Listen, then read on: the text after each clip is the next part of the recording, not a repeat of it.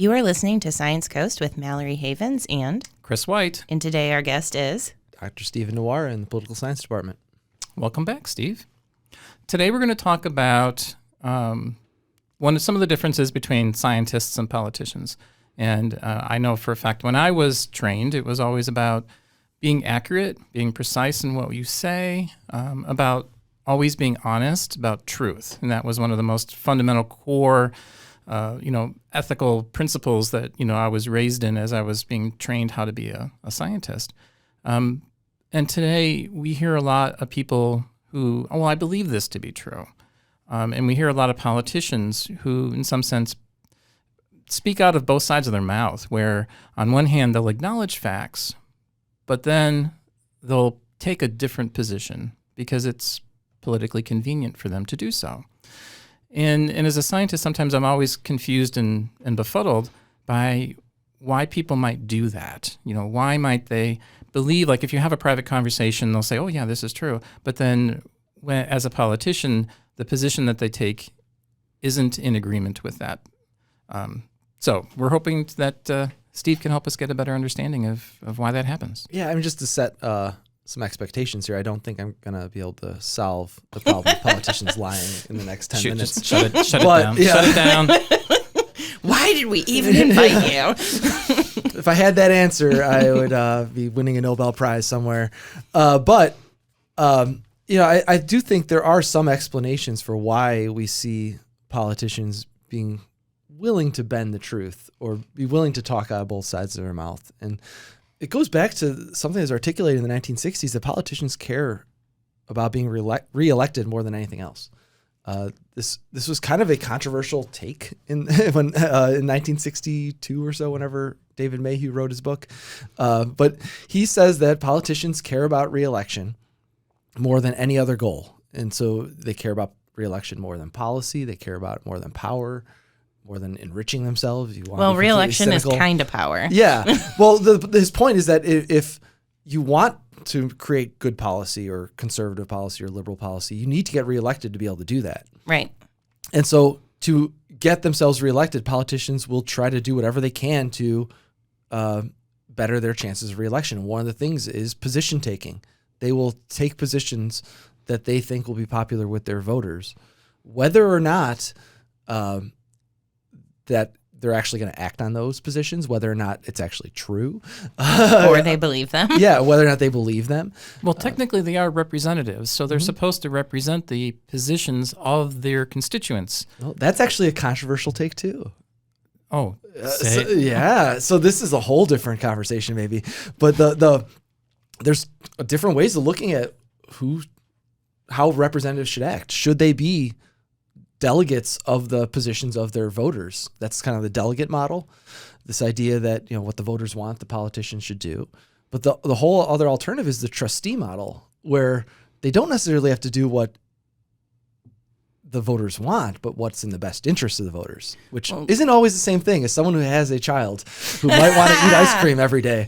If I ask my daughter, what does she want to eat? She's going to say ice cream. But at some point I have to say, no, you have to have broccoli.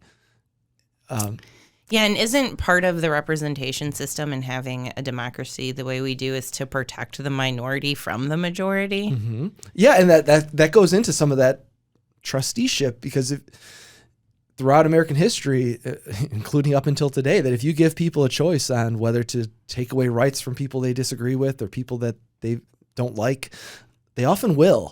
And politicians, we kind of need to step up and be the better person to be like, no, you can't concentrate the people you don't like in a particular area. Yeah, or you cannot decide that some people can't vote based on how they look or what's between their legs. Yes. So, it's a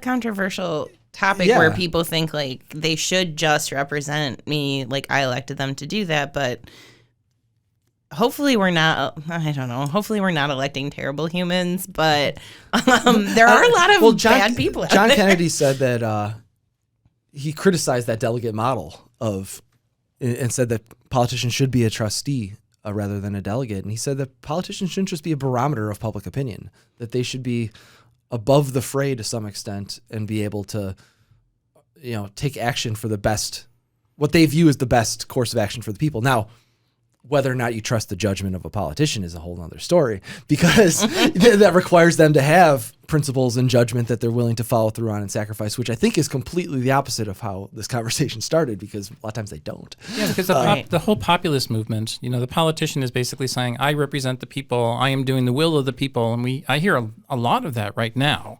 And it just seems to me that, the will of the people can be a little scary sometimes. But it's also, is it the will of the majority of the people, or when you take all of the people into consideration, there's going to be a lot of differing opinions. Or the loudest people. Yeah. Well, it's the will of the people who voted during the primary election. Yeah, it is. And because those are the people that control, in many of the districts that have been gerrymandered, to get elected is simply to win the primary. So you will represent and act in the way that will get the people who come during the primary to vote for you. All 10 of them. And then you have to carry that through, because if you don't do what the base wants, then and it's even a verb now, we will primary you, right, if you don't do what we want.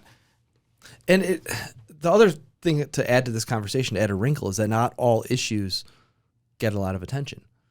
Right now, abortion is certainly a hot topic. The war in Ukraine is a hot topic. Government funding is a big important issue right now. But that doesn't mean that other issues like farm subsidies, education, transportation funding, those are still around. And there are people that care very deeply about those issues. They just aren't on TV.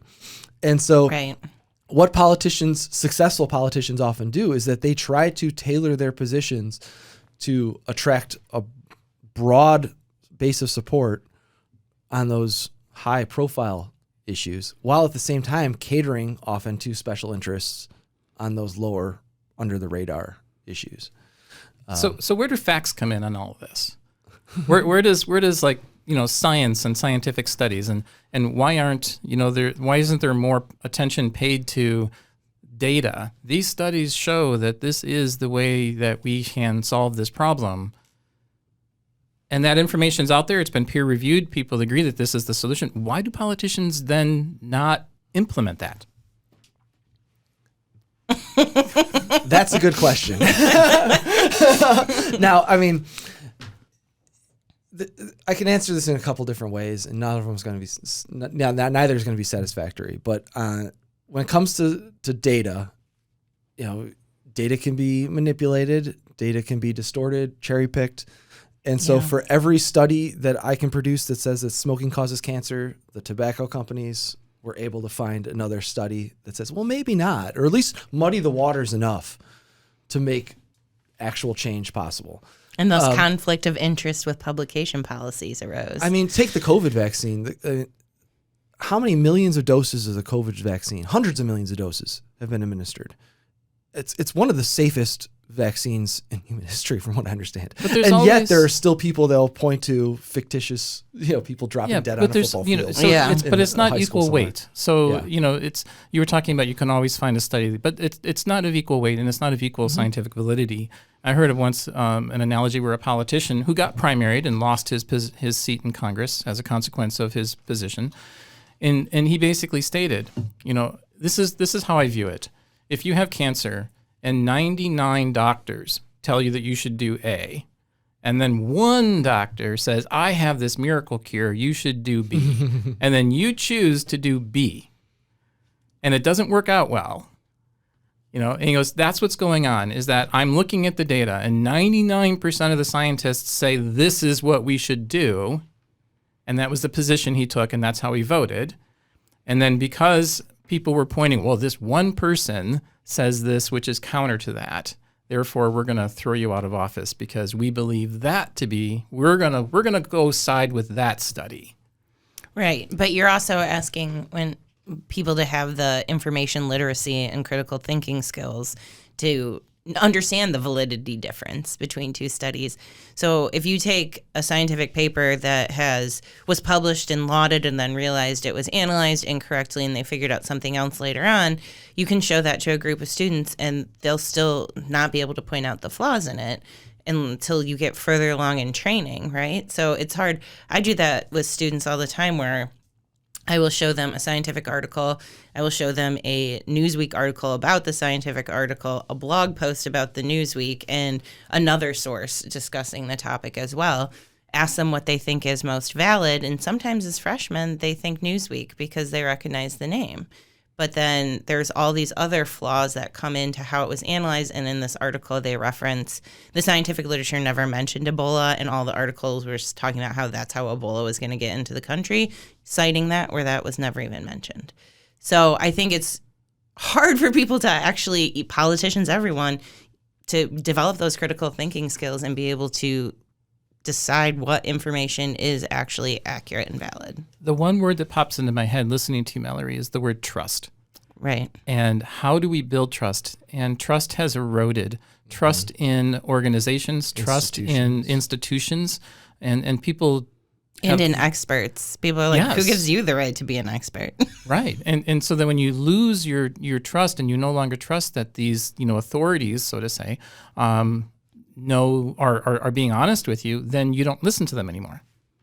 Yeah, and it's also on the media to some extent to not amplify the fringe voices. I know, But you have to with the 24-hour news cycle. that's one of the issues, right? That an issue like climate change, which has had a pretty significant consensus that humans have been impacting the climate for a long time now. It really has only been in the past few years where that steady drumbeat of opposition to that basic demonstrable point has kind of gone away. And Yeah. I'm sure it's still out there. It's reduced to on fringe sites. But it used to be the case even 10 years ago that for every time someone on the news would mention, about human-caused climate change, they'd have to throw in, well, some people disagree. And at what point, maybe this is a question for me as a political scientist to the harder scientists in the room. At what point is there a consensus? Okay, so that's a difficult question because in science, we always are open to new data and evidence and changing things. So, we don't say prove. Usually you would say your hypothesis is supported. Based on the evidence that we have today, this is what we believe. Right. Or this is what, it's not about beliefs, but based on the evidence we have today, this is what the facts indicate. Yes, yes. This theory is the theory which is most consistent with the information that we have and the data that we have today. And then we can discover something new and be like, oopsie daisy. Well, it happens all the time. It happens all the time. So I'm teaching astrophysics this semester, and the first 5 weeks have all been about, the way I framed it to the students is the story of the universe from the original moment through to the modern universe that we see today, and all the different epochs of the early universe that created, the modern universe as it is observed. And so then it's about how the theories of how the universe came to be have evolved in time. Mm-hmm. And as additional information and data becomes available, as we get new and better instruments, the story of the universe gets slightly tweaked. Right. As new information becomes available. But I do worry that, this whole mistrust of organized authority and institutions is just reducing conversations to, well, this is what I believe and that's just it. And I'm not. You commented about scientists constantly being open. If somebody has a stronger argument or better information and better data, then it's like, okay, I'm going to change my view. Now, you've shown me this information and I'm going to change what I believe and think. And what I worry about is we're getting in a situation where that's no longer happening. And in the public, we have people that's, nope, this is what I think, this is what I believe, and there's nothing that you can tell me that's going to change that. Well, if you're not willing to engage with the other side, then you're never going to learn, change, opinions, grow in any way. So the people who try to isolate themselves politically and socially intentionally, I'm sure we all do that to some degree, but the people who intentionally are saying nope, I'm not even going to talk to somebody who disagrees with me on this opinion, they're a horrible human being, then it just causes greater and greater division. You have to be able to reach across the aisle if you want to change minds and influence people. Well, and to really add another layer on top of this, that what is going to be considered fact is going to be very shaky ground in the coming years. It's Oh, already God, the case. yeah. I mean, Photoshop was one thing, but you could tell when a photo is Photoshopped usually. But with the advent of AI, deepfake technology, as a political scientist, I can tell you our society is not ready to handle that. No. Our political system is not ready to handle that. And that's in the United States, right? Like, how many people would believe? It's already there. I mean, the DeSantis campaign has already put out photographs that seem to indicate, that show Donald Trump hugging Anthony Fauci.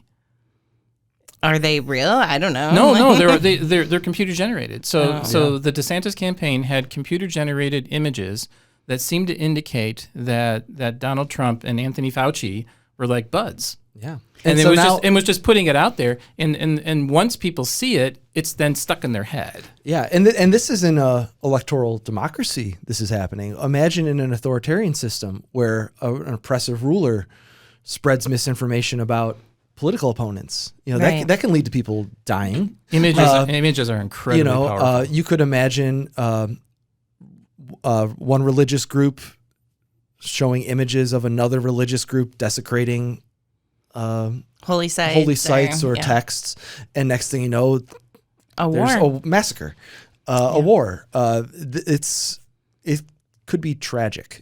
How do we even figure out if something's a deep fake? I don't know. I don't know either. I know there's ways to break it down frame by frame, but the average person on a cell phone is not going to be able to Right. view those And differences. that's the challenge with the social media, is that people are just going to be posting images that are completely fictitious, and then lots of people are going who have a confirmation bias are going to say, "See, I knew those people were like that," and that's true. This confirms the way I thought about those people. Yeah, and I hesitate to both sides everything all the time, but this is something that is ingrained in human nature, that Right. both liberals and conservatives are likely to believe information that reinforces their pre-existing beliefs and disregard information that doesn't. And I think it really could tear society apart. I hate to be pessimistic about it. It's going to be really it's hard. Be rough. To go back to your question, Mallory, how do we tell the difference? They're already trying to generate computer code that can flag text that was created by, say ChatGPT. And what they found is it's not very good.